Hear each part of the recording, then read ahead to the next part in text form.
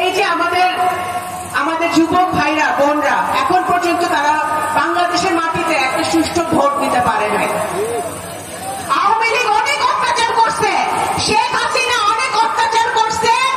শেখ হাসিনা আমার বাবাকে, একজন মুক্তিযুদ্ধের সংগঠককে, একজন গণতন্ত্রের যে আপামর, যা আপাদমস্তক গণতন্ত্রে বিশ্বাস করতেন, তাকে জেল হত্যার মতো একটি জঘন্য মামলায় আমার বাবাকে দিয়েছিল শেখ হাসিনা। জেল হত্যা মামলায় আমার বাবা দিনের পর দিন জেল খেটেছে।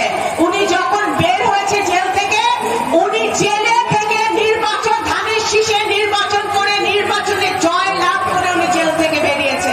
আপনারা আমার বাবার জন্য কাজ করেছেন যখন আমার বাবা জেলে ছিল, আপনারা জানেন। জেল থেকে বের হওয়ার পরে আমার বাবার একটা চরম ভাবে ওনার হার্ট অ্যাটাক হয়, যে ওনাকে এয়ার অ্যাম্বুলেন্সে করে বিদেশে নিয়ে যেতে হয়। কারণ এই যে এতগুলো বছর শেখ হাসিনা তাকে একটা মিথ্যা মামলা, ষড়যন্ত্রমূলক মামলা, একটা জঘন্য মামলায় জেল খাটালো। সেই কারণে আমার বাবা আরো অসুস্থ হয়ে গিয়েছিল। এইভাবে উনি দেশনেত্রী বেগম খালেদা জিয়াকে একটি মিথ্যা মামলা জেল খাটিয়েছেন। অনেক জবাব তারেক রহমানকে একের পর এক মিথ্যা মামলা দিয়ে উনি দেশের বাইরে রেখেছেন।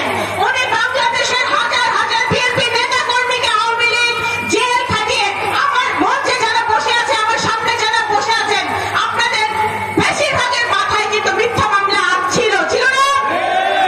এখনো আপনাদের কোর্টের বারান্দায় যেতে হয়, কোর্টে যেতে হয় মামলার জন্য।